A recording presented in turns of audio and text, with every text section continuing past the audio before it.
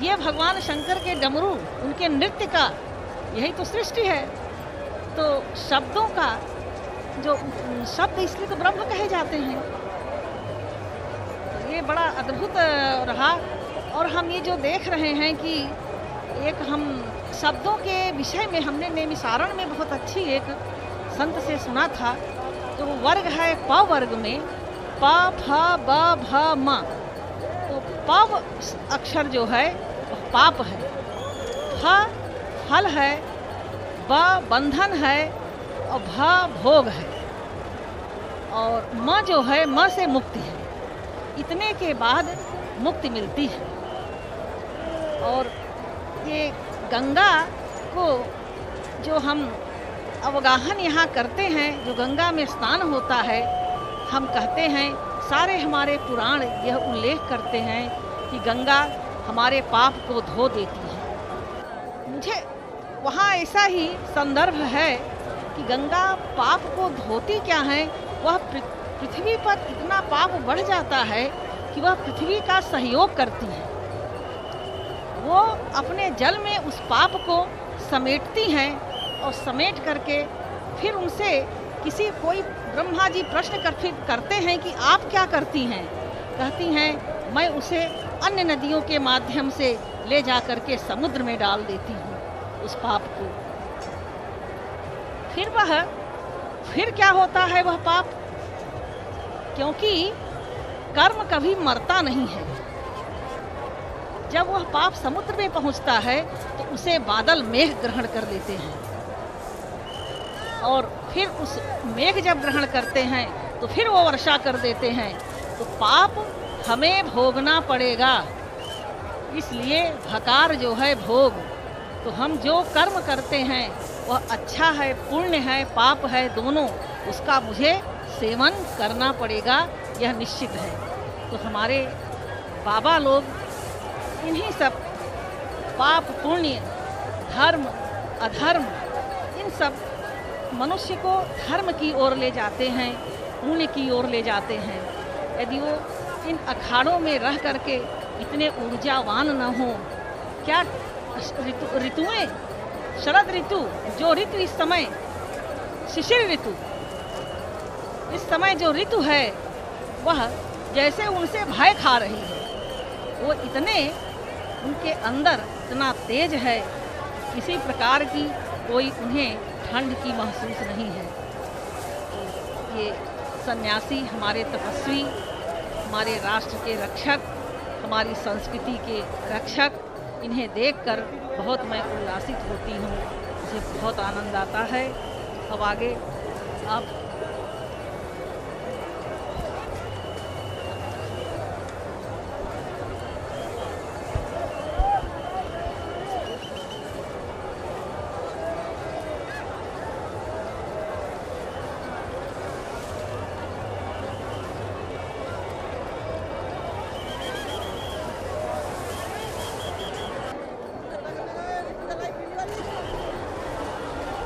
संध्याकालीन दृश्य और भी लुभावने हो जाते हैं गंगा के,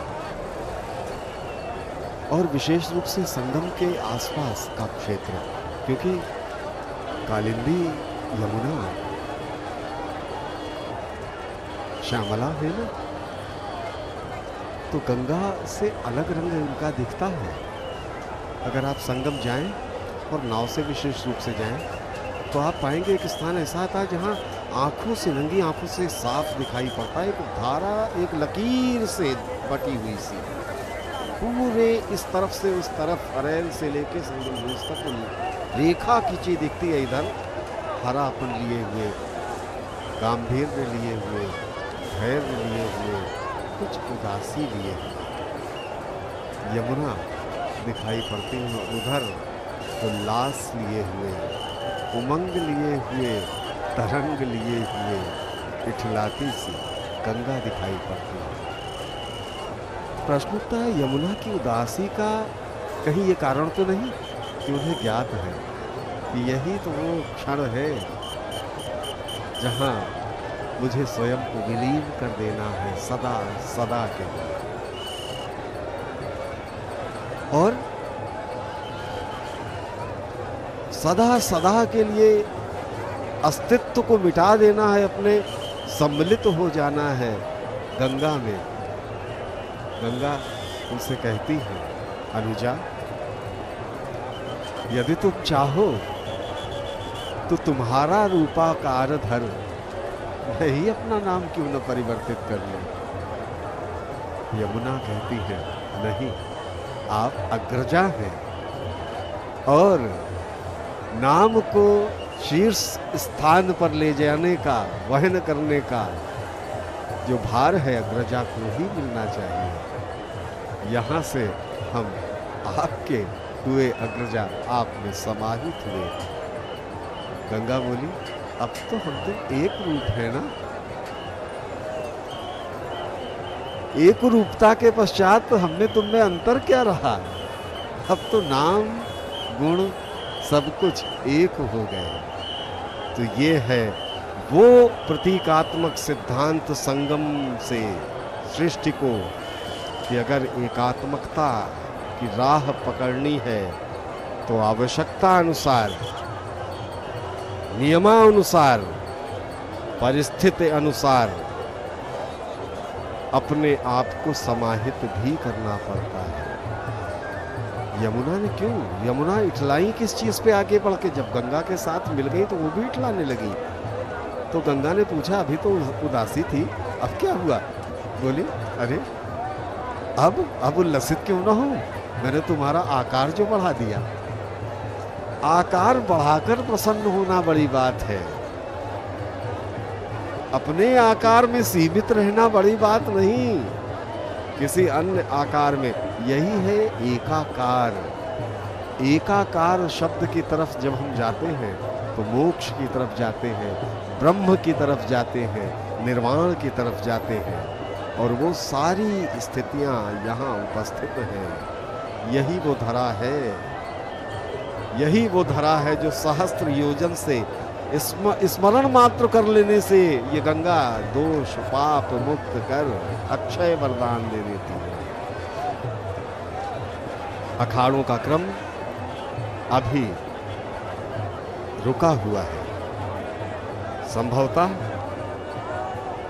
प्रशासन ने आग्रह किया हो कि स्नानार्थियों की भीड़ ज्यादा हो रही है, तो कुछ हिस्सा स्नान घाट का स्नानार्थियों के लिए खोला गया हो, या फिर अभी स्नान संपन्न न हुआ हो उस अखाड़े का जो चल रहा था। इस बीच में हम उस चर्चा पर लौटते हैं, गौरा महादेव संवाद की वो चर्चा कि पूछा गौरा ने कि अच्छा महादेव, ठीक, मैंने मान लिया आप उनके उपासक, आप उनके आराधक, वो आपके उपासक आराधक, और आप दोनों एक दूसरे के भक्त हैं। ऐसा क्या है प्रभु श्री राम के नाम में, क्यों दीवानगी आपके लिए। गौरा, प्रभु श्री राम ही मैं हूं और प्रभु राम ही मेरा रूप है। ये गूढ़ रहस्य की बात है। इसके लिए हमें बहुत पुरानी कथा की ओर, ये सृष्टि कोई एक बार नहीं बनी है, पहले भी इसका निर्माण हो चुका है, विध्वंस हो चुका है। ये कथा वहाँ से जुड़ी है, प्रभु श्री राम और राम के एक दूसरे के प्रति आसक्ति की। किंतु यहाँ गौरा की जिज्ञासा को शांत करना चाह रहे हैं महादेव।